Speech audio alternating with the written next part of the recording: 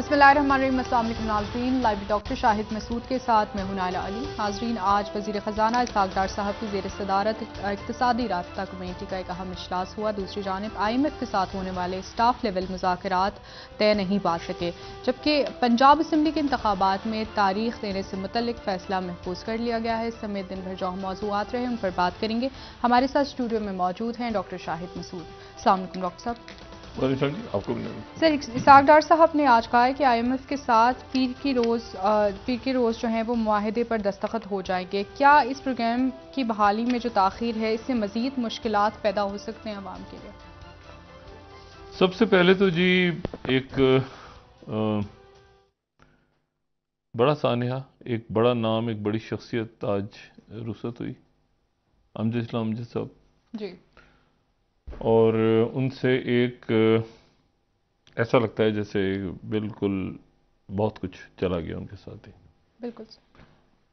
और अमजद इस्लाम अमजद साहब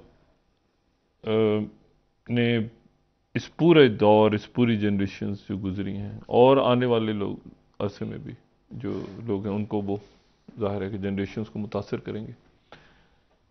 वारिस ड्रामा 1980 में जी।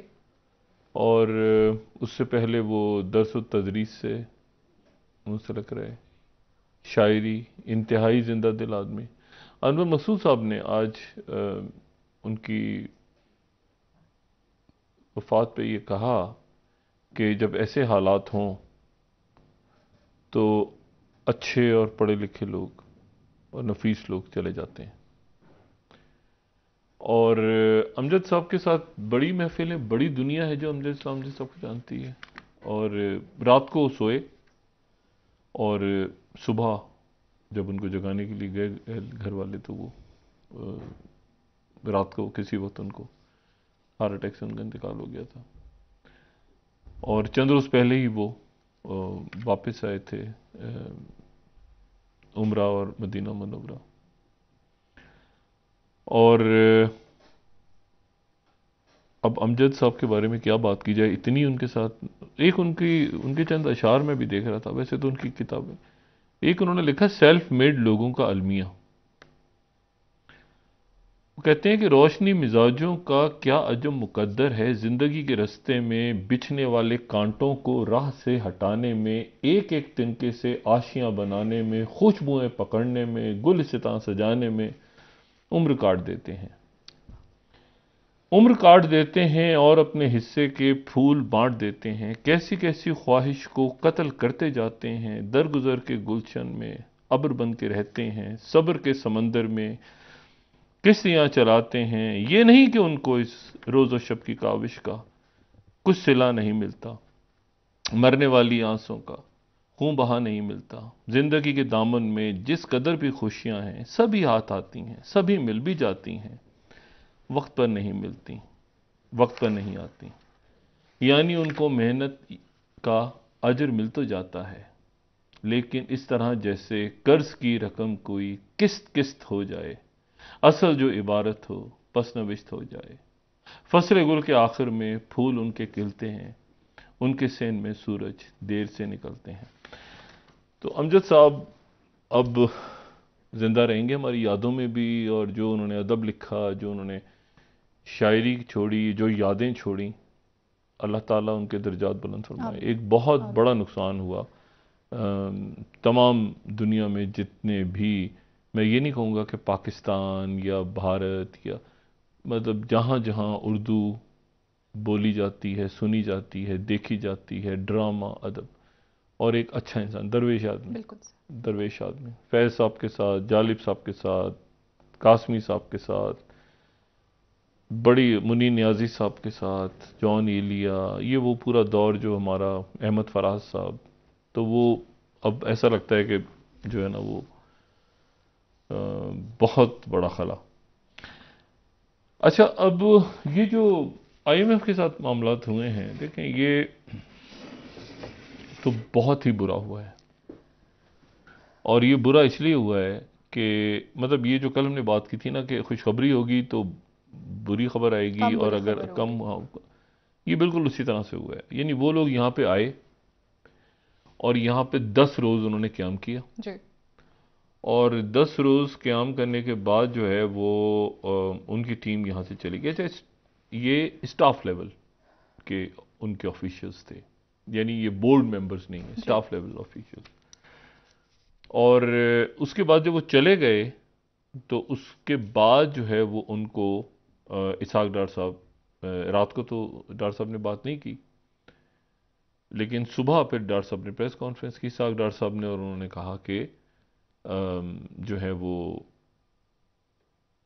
हम 170 अरब रुपए के हमें टैक्स लगाने होंगे, जी बिल्कुल। गरीबों का हम ख्याल रखेंगे। और उसमें जो है वो उन्होंने कहा कि हमें वो जो मेमोरेंडम है वो हमें मिल गया है। अच्छा, मेमोरेंडम ये कल भी बात की थी कि ये अमूमन 48 घंटे पहले मिलता है।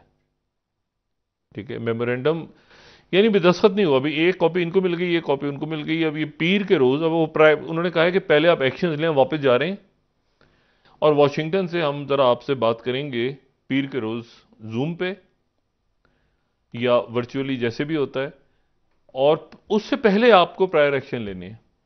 ठीक। वरना इस तरह से होता है जैसे कल भी कहा था ना कि मतलब है कि उनका एक बात ये चल रही थी कि कल रात को वो शेयर हो जाता तो फिर वो रुक जाते, यहां पीर तक रुक जाते वो, बिल्कुल बिल्कुल। या एक दिन और रुक जाते कि आप इसको देख लें जी। लेकिन वो यहां से चले गए और जाके उन्होंने कहा कि आप ही पहले प्रायर एक्शंस लें, सारे इकदाम उठाएं और फिर हम उसके बाद आपसे जो है वो बात करेंगे। और उसके बाद जब वो एक मेमोरेंडम साइन हो जाएगा, उसके बाद एक और चीज दरमियान में, यानी मेमोरेंडम और के बाद बोर्ड में नहीं जाएगा मामला, दरमियान में एक लेटर ऑफ इंटेंट भी आ गया। अच्छा, अब इसमें जो है ये एक बहुत ही अजब सा मामला, और उसके नतीजे में आज जो ऐलान हुआ वो ये है कि 76 अरब रुपया तो बिजली के ऊपर सरचार्ज लगा दिया गया, और उसमें के इलेक्ट्रिक 1 रुपया फी यूनिट सरचार्ज जो है वो लगाया गया। अच्छा, और ये सरचार्ज क्या है? ये सरचार्ज वो है जो कि ये बिजली के मंसूबों के लिए जो कर्जा लिया था 2013 से 2018 तक, ये जो थर्मल पावर प्लांट्स और जहां उसका जो कर्जा लिया था, उस कर्जे का चूंकि सूद वापस करना है, तो सूद अब कौम वापस करेगी 2023 में। तो उस सूद को वापस करने के लिए ये 76 अरब रुपया अब कौम को 1 रुपये फी यूनिट देना है तमाम। और दूसरी जो बात है वो इसमें ये अजब एक पुरस्कार सा मामला रहा कि वो यहां पे रहे 10 दिन, और 10 दिन रहने के बाद उन्होंने किसी बात पर यकीन नहीं किया, किसी भी बात पे।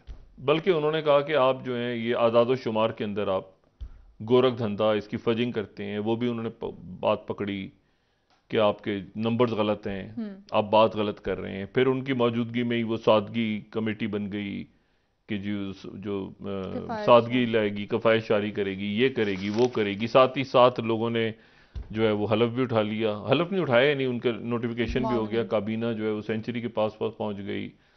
45 गाड़ियों की खबर भी आ गई इन्हीं दिनों में, लग्जरी गाड़ियों की, कि वो उनको मंगवाया जा रहा है बाहर से।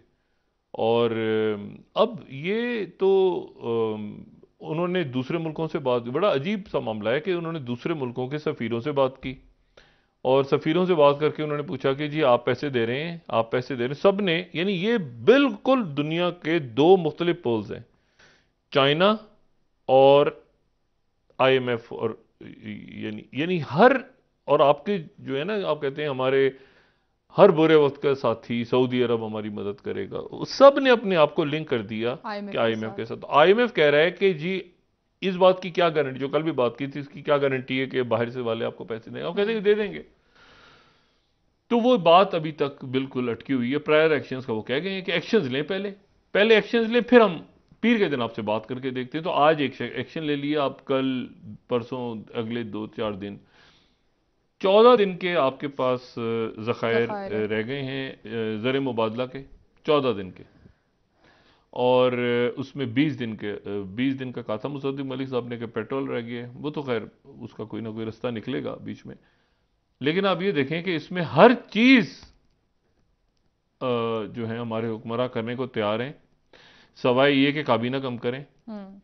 सवाए ये कि ये पेंशनें बंद की जाएं, और पेंशनें तो दें आप लोगों को जो जो हकदार हैं, लेकिन पेंशनें कोई 20-20 लाख रुपए की पेंशन, एक आदमी जो है वो रिटायर हो जाता है, फिर वो दूसरी जगह काम करता है, फिर वहां से पेंशन लेता है, फिर तीसरी जगह काम करता है, वहां से पेंशन लेता है, कुछ 60-70 लाख तो पेंशन ले रहा होता है वो।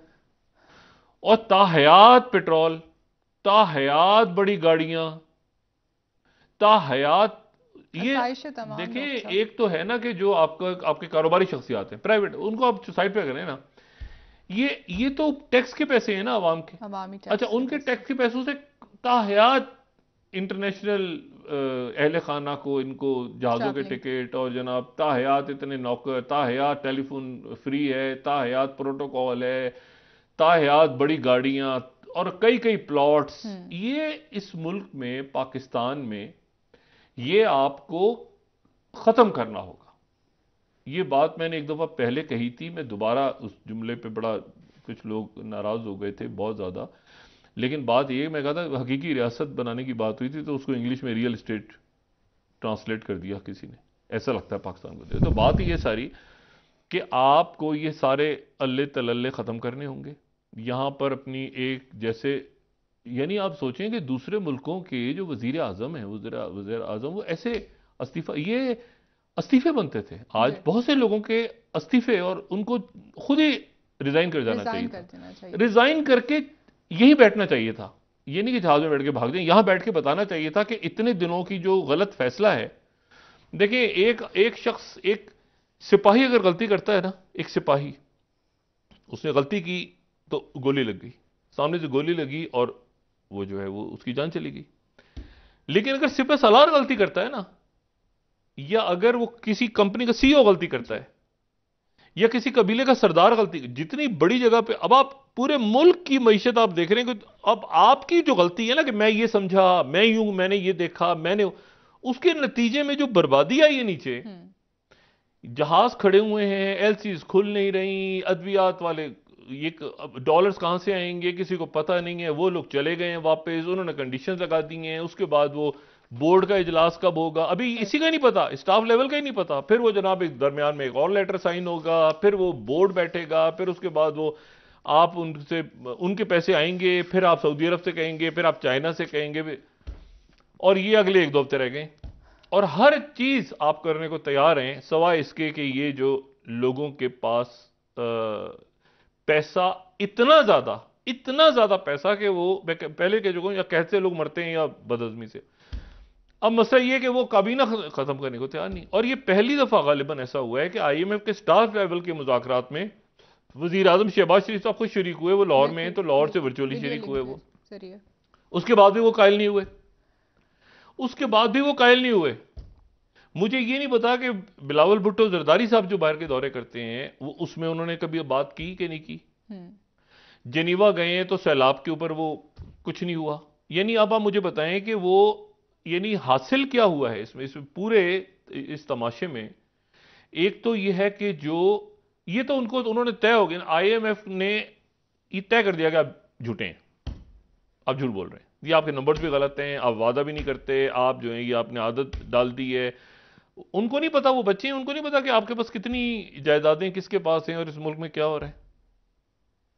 दूसरे मुल्क का वजीर आजम जाता है, वो रिजाइन करता हुआ चला जाता है घर।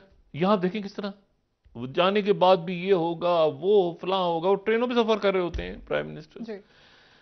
तो यहां पर अब वो अलामती भी नहीं रहा। पहले होता था अलामती, अस्पताल का दौरा कर लिया, कहीं सादगी से नजर आ गया। अब वो उससे भी, वो कहते हैं मावरा हो चुके हैं। खसूसी तैयारों में परवाजें हो रही हैं जनाब, अहले खाना जा रहे हैं इधर से उधर।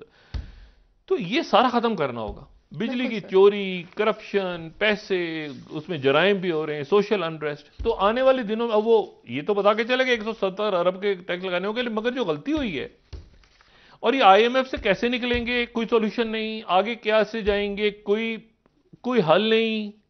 यानी कोई होता है ना कि अब बैठ के, और ये एक हुकूमत का किस्सा नहीं है, ये किस्सा है वो थ्रू आउट जो चला आ रहा है एक सिस्टम बदमाशिया का। तो वो वक्त आगे यहां से दुनिया ने पकड़ लिया आपको। और एक तरह से मैं बताऊं, ये कभी ना कभी होना था, कभी ना कभी इस मुल्क में ऐसा होना था कि आप एक जो एलीट क्लास है, जो बदमाशी है इस मुल्क की, उसको पकड़ के आप एक दफा, और फेंटा मारे उनका। हम तो नहीं मार सके। आईएमएफ ने, ठीक है, वो आटे के साथ गेहूं पीसेगा, बस आटा भी जो है ना वो उसकी लेकिन भी। डॉक्टर साहब आईएमएफ की जानिब से भी जो मुतालबात हो रहे हैं उसकी वजह से भी अवाम पे सारा कुछ बर्डन जो है वो इस वक्त आ रहा है। अवाम वो के ऊपर इस एलीट जो है वो इस अब उसी कंडीशन में। आने वाले दिनों में गैर महसूस तरीके से आप देखिएगा। जी। अभी तो नाम आ रहा है ना इस बात का कि चंद रिटायर्ड फौजी शख्सियात, अस्करी शख्सियात जो हैं, ऑफिसर्स, उनका एहतसाब शुरू होने की खबरें आ रही हैं। उमर चिबा साहब की स्टोरी है और बाकी। जब उनका एहतसाब शुरू हो गया है तो उनके जो सहूलतकार और आगे पीछे जो दूसरी साइड है उनका शुरू हो गया। पब्लिकली पहले उनका शुरू हुआ है। जी। पब्लिकली पहले उनका शुरू हुआ है ना। फैज साहब के हवाले से खबर आई उमर चीमा साहब की, बिल्कुल सर। जंग में जो न्यूज में भी छपी हुई है। तो बात है कि उधर अगर शुरू हो हुआ है तो फिर बाकियों के साथ क्या होगा वो अब अगले महीने में, महीना चंद दिन अगले देखिएगा। उसकी वजह यह नहीं है कि कोई यहां पे अब विच हंटिंग नहीं होगी, अब कोई पॉलिटिकल मैन्यूवरिंग नहीं होने जा रही। ये भी आप बिल्कुल, मैं इसको क्लैरिटी करूं, कोई पॉलिटिकल विच हंटिंग अब नहीं है। अब ये अक्रॉस द बोर्ड है होगा। अब अगर होगा तो अक्रॉस द बोर्ड होगा, वरना वो मुशर्रफ साहब का जुमला पाकिस्तान का, अल्लाह हाफिज, अल्लाह खैर करे। नहीं उसकी नहीं। जब दुनिया आपसे कह रही है, दुनिया आपके जो क्या कहते हैं कि आपके यानी चाइना जैसा दोस्त, सऊदी अरेबिया जैसा दोस्त, यूएई, ठीक है, अमेरिका आपके साथ हमेशा उसके ताल्लुकात, आप रहे हैं उनके ब्लॉक में, आप हमेशा वेस्टर्न ब्लॉक में रहे हैं। वो जब लियाकत अली खान ने दौरा किया था वॉशिंगटन का, तो बात यह है कि तब से लेके आप वेस्टर्न ब्लॉक में रहे हैं और एक जगह ऐसी आ गई है कि वो अभी आपको जो है वो मतलब आप वो, असल बात ये नहीं है कि वो आप किसी, वो कहते हैं कि आप बात गलत कर रहे हैं हमसे, आप झूठ बोल रहे हैं, ऐसे तो है, होता नहीं ऐसे, आप हमें पागल बेवकूफ समझते हैं, आप हमें, उन्होंने पकड़ा हुआ इस चीज में। तो मतलब मैंने आपसे कहा ना कि यहां जक़ात के पैसों के ऊपर लोगों ने हज किए हैं। पब्लिक जक़ात देती है ना रमजान में। स्कैंडल्स डॉक्टर नहीं साहब नहीं, अब सुने ना, ये जो जक़ात का फंड नहीं होता जो लोग जक़ात के लिए देते हैं, इतना खौफनाक, इतनी हैरान कुन बात है कि लोगों के जो जक़ात कटती है रमजान में, उसका जो पैसा है जक़ात फंड, उससे जाके सरकारी उम्रे और हज कर रहे हैं जाके यहां पर माजी के अंदर जो वुज़रा और मावनाने खसूसी और ये सारे। तो ये क्या है, मतलब ये कभी ना कभी तो कल्चर खत्म होना है ना। तो ये उस तरफ जा रहा है, ये उस तरफ जा रहा है, सिस्टेमिक कोलैप्स है ना पूरे के पूरा। वो जी ये क्या हो गया जी, हमारी पेंशन, हमारी तो में 1 करोड़ मिलती थी, हमें 2 करोड़, हमारे तो बच्चों के टिकट मिलते थे इंटरनेशनल, तो फलां, तो ये तो वो, तो सारा का सारा आपको बिल्कुल ऐसे काम करना पड़ेगा। ठीक है, देखिए नॉर्मल जैसे दुनिया में लोग रहते हैं। तो अब यह है कि अब वो उस तरफ जा रहे हैं और अच्छा है कि जा रहे हैं। ठीक है, उसमें इन पे पड़ेगा तो ऊपर भी तो डाल रहे हैं वो, ऊपर भी तो नहीं कि काबीना कम करें, खर्चे कम करें, सारे अपने तरक्याती मंसूबे काटें। उसमें जो करप्शन होती थी वो भी खत्म होगी। मतलब हर साल एक पुल बनता है फिर गिर जाता है, वो पुल बन जाता है, उसको जरा उसकी प्रोग्रेस वेबसाइट पे डाला करें। उन्होंने पकड़ ली है, ठीक है ना। और अब जाके जब आप बात ये करेंगे, हमारे अकाबरीन बरादर इस्लामी ममालिक में बात करेंगे जी। तो हो सकता है उसी दौरान ये स्टोरियां भी आनी शुरू हो जाएंगी, इस मुल्क में तो इतने सरमाएदार, अच्छा हम वहां गए तो पता चला कि स्विट्जरलैंड गए, जेनेवा कॉन्फ्रेंस में तो खबर आ रही है कि यहाँ के तो बैंकों में इतना पैसा था जो कि ट्रांसफर हो गया। आपको पता है स्विट्जरलैंड के बैंकों से सारा पैसा जो है वो पैसिफिक की साइड पे शिफ्ट हो गया था, हांगकांग और इस तरफ शिफ्ट हो गया था। ये 2010-11 में पैसा इस तरफ आना शुरू हो गया था। अच्छा एनीवे, बहुत यानी उधर भी पैसा रखा हुआ, वेस्टर्न बैंक्स में भी, इधर भी आ गया था पैसा बहुत सारा, यहाँ हांगकांग और इधर उधर। एनीवे, ये आगे आने वाले दिनों में देखते हैं जब ये शुरू होगा सारा सिलसिला।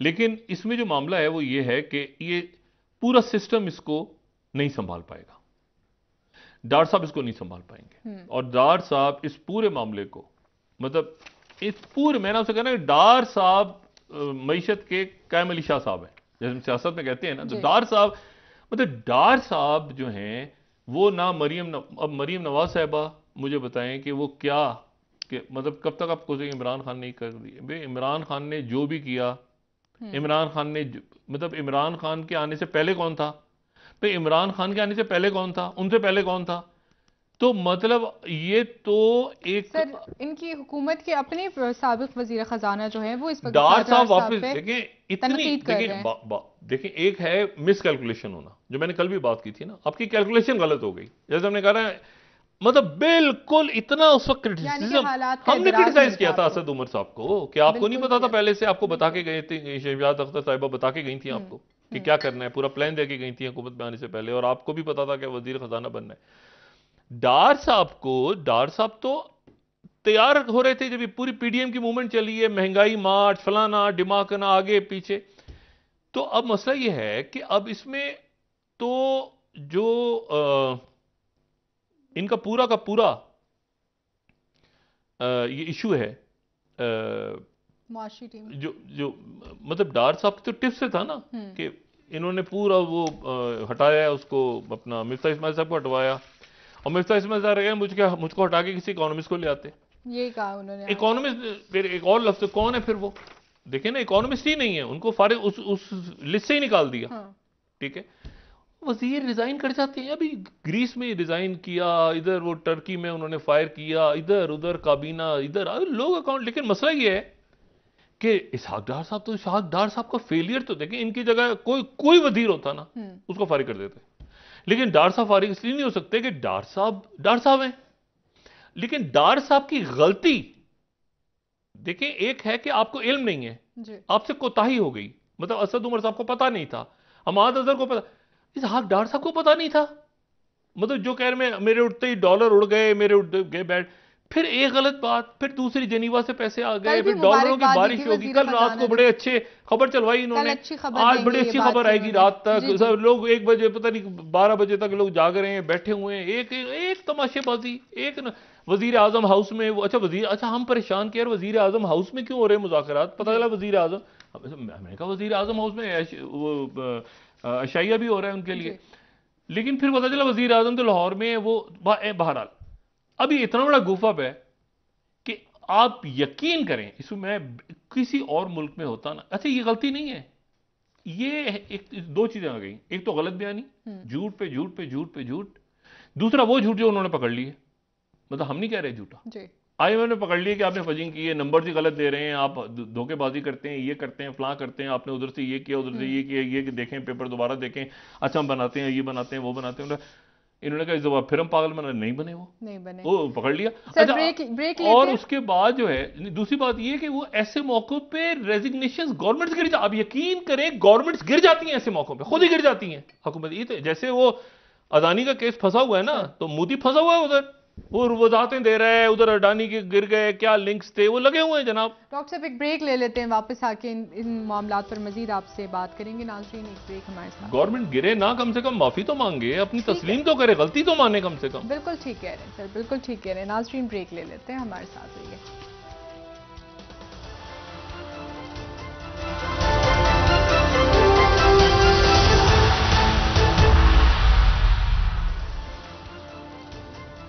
वेलकम बैक नाजरीन। जी डॉक्टर साहब, इक़्तिसादी राब्ता कमेटी का इजलास हुआ है वज़ीर ख़जाना की ज़ेर सदारत, और 20 से ज़ायद अद्वियात की कीमतों में इजाफे का फैसला किया गया है। इसमें देखिए, पहली बात तो यह है कि उन्होंने ये नहीं कहा सिर्फ कि आप अपना खसारा, यानी खसारा क्या है? खसारा ये होता है ना कि जितनी आमदनी हो रही है, आमदनी अगर 100 रुपए की हो रही है तो खर्चा 150 रुपए का हो रहा है, सीधी सी बात है। तो 50 रुपए का नुकसान हो रहा है, नुकसान हो रहा है, नुकसान हो रहा है, नुकसान होते होते होते होते होते वो 2000 रुपए हो गया जी।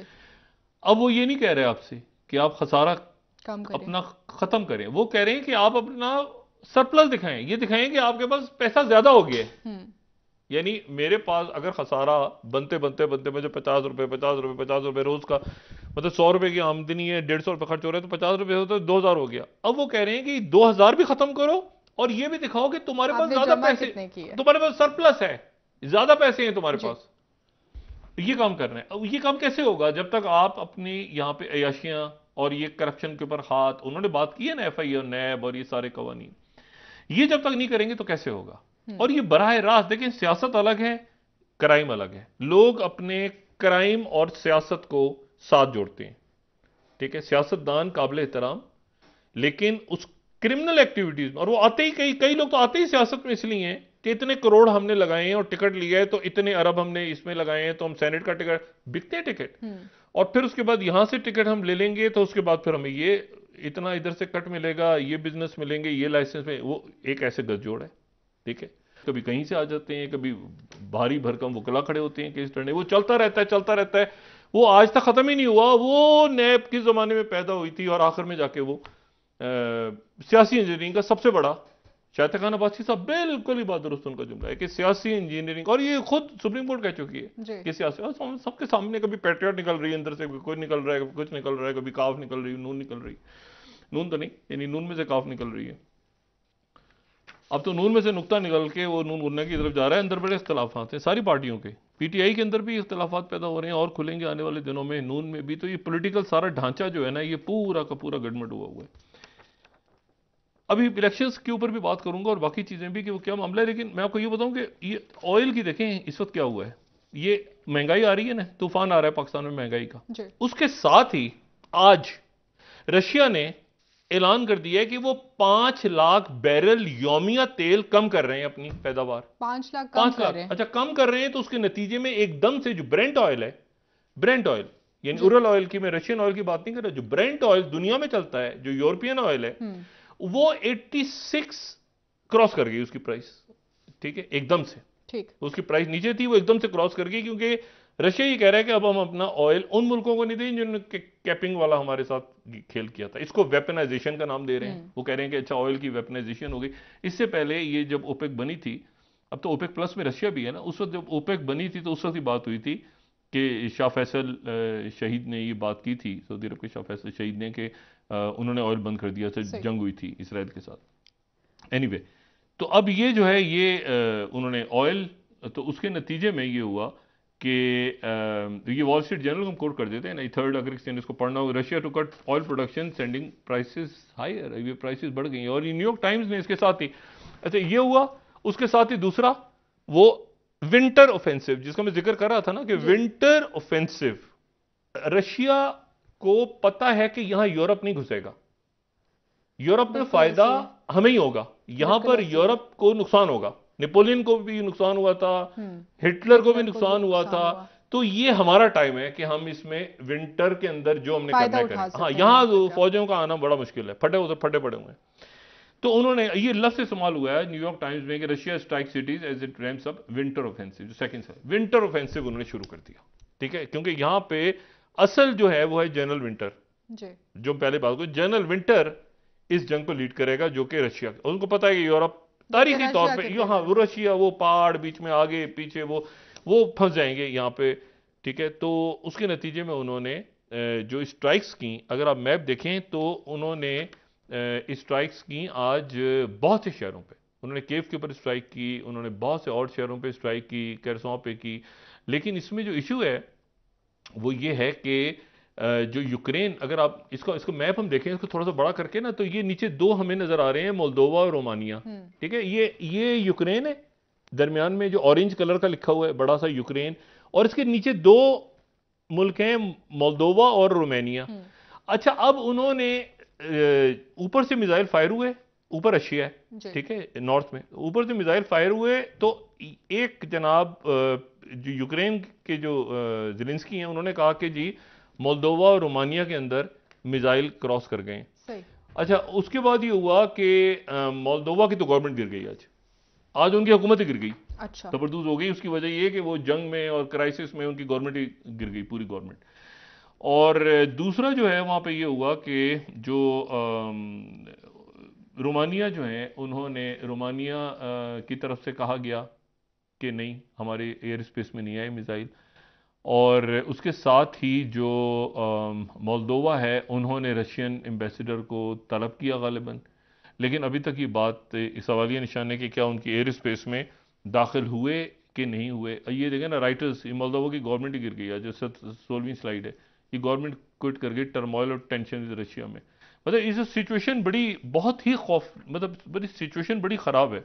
अल जज़ीरा कह रहा है कि जो 8वीं स्लाइड है कि मिसाइल क्रॉसेज इनटू मोल्दोवा, और अल जज़ीरा ही कह रहा है कि मोल्दोवा ने फिर रशियन एम्बेसडर को बुलाया, लेकिन साथ ही हुकूमत भी गिर गई उनके। तो ये एक अजीब क्राइसिस है। अच्छा, फिर उसके बाद जो है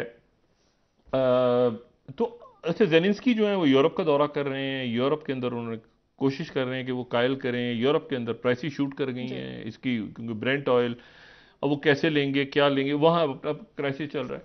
लेकिन मैं आपको सिर्फ एक बात ये बताऊं कि इसमें जो अहम, फिर हमारी तवज्जो वहाँ से नहीं मरकूज होनी चाहिए जो कि तुर्की और सीरिया के अंदर जी।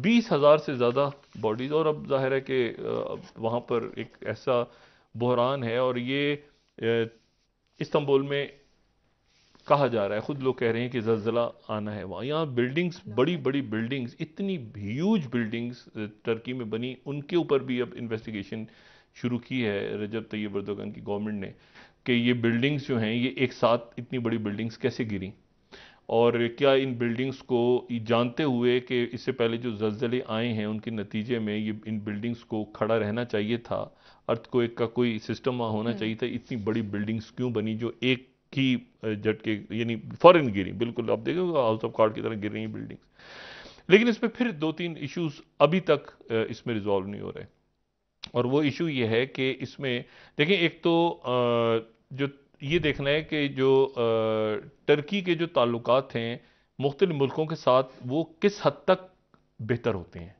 मतलब मिसाल के तौर पे ये तो बहुत अच्छा हुआ कि सऊदी अरेबिया और यूएई के साथ टर्की के ताल्लुकात पहले ही ठीक हो गए थे, जो कि जमाल खशोगी की वजह से टेंस थे।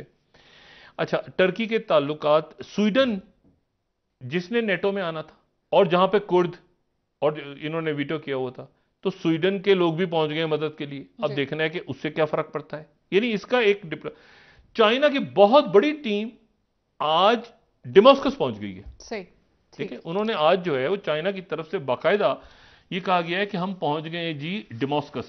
यानी इसका मतलब है कि बशारुल असद को आज बड़ा बूस्ट मिला। एक तो वहां पे बदकिस्मती से यहां पर भी सियासत आ जाती है, लेकिन यह है कि वो इसमें ग्लोबल टाइम्स ने जो लिखा कि जो 17वीं स्लाइड है कि China first shipment of medical aid arrives in Damascus. ठीक है ना, US urge to lift sanctions to quicken humanitarian assistance to Syria. ये सीरिया जो है वो, अच्छा, फिर वॉशिंगटन पोस्ट आगे से पूरा एक ऑपेड लिख रहा है, और वो कह रहा है कि lifting sanction of Syria won't help earthquake victims. यानी इस वक्त उस पर भी सियासत हो रही है कि शाम के अंदर लोगों को मदद कैसे पहुंचानी है। अच्छा, और फिर उसके बाद जो है वो सीएनएन ये कह रहा है कि secondary disaster looms at USA, UN aid finally reaches survivors battling frozen conditions in Syria. Syria का जो मसला है वो खराब हो रहा है, और इसको द गार्डियन लिख रहा है, द 11वीं स्लाइड है कि the first thing pressure mounts on United Nations to provide urgent support to Syria. तो पाकिस्तान ने दोनों तरफ टीम्स भेजी हैं। पाकिस्तान ने टीम हमारी इस वक्त सीरिया में भी है और टीम हमारी टर्की में भी है। लेकिन मैं वो बात कर रहा हूं कि अरब मुल्क, अच्छा उसके बाद जो, अच्छा, बशारुल असद जो हैं आज उन्होंने हलब का दौरा किया, और वहां पर दौरा किया और हॉस्पिटल वगैरह में गए, लेकिन सबके ताल्लुकात तो ठीक है, बशारुल असद से यूएई के ताल्लुकात बेहतर, सऊदी अरब के बेहतर, लेकिन तैयब एर्दोगन की तो लड़ाई चल रही है ना, सीरिया और टर्की की तो लड़ाई चल रही है। दरमियान में तभी मॉस्को ने चंद रोज पहले एक मुलाकात करवाने की कोशिश की थी, में ईरान नहीं था, तो उसकी वजह से अब देखना यह है कि टर्की और सीरिया इस वक्त करीब आते हैं कि नहीं आते, इसका डिप्लोमेटिकली एक इम्पैक्ट ये बड़ा जरूरी है कि इंसानी बुनियाद। देखिए, इसराइल के ताल्लुकात खराब थे टर्की के साथ, अभी 6 महीने पहले बेहतर हुए, तब से खराब थे इनके, बहुत अरसा हो गया, लेकिन इसराइल की टीम सबसे पहले पहुंच गई। इसी तरह से टर्की और इंडिया के ताल्लुकात को आइडिया नहीं है, लेकिन इंडिया की टीम पहुंच गई। जहां ह्यूमैनिटेरियन, जहां इंसानी मामला हो, वहां पर सियासत एक तरफ रख देनी चाहिए। बिल्कुल सर, बिल्कुल। ब्रेक ले लेते हैं डॉक्टर साहब, वापस आएंगे, बात करेंगे। नाजरीन, एक ब्रेक, हमारे साथ रहिए।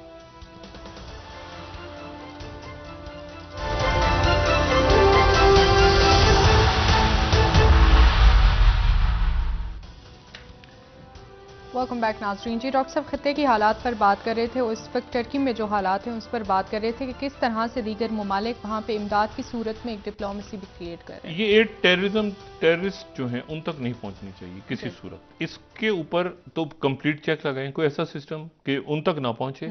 लेकिन सीरिया के जो विक्टिम्स हैं, अब देखें ना, दूसरा फेज शुरू हो रहा है ना, अब उनके घर बनने, वहाँ पे उनकी, अब तो मतलब जितने लोगों ने जान से जाना था वो चले गए, तो ऐसा कोई रास्ता निकालना पड़ेगा। पाकिस्तान में देखें, दूसरी जो बात है वो ये है कि, अच्छा, ये सीएनएन ने बड़ा कमाल की भी खबर दी है, ये जो 6 स्लाइड है, द यूएस सेज के she didn't know about the balloon.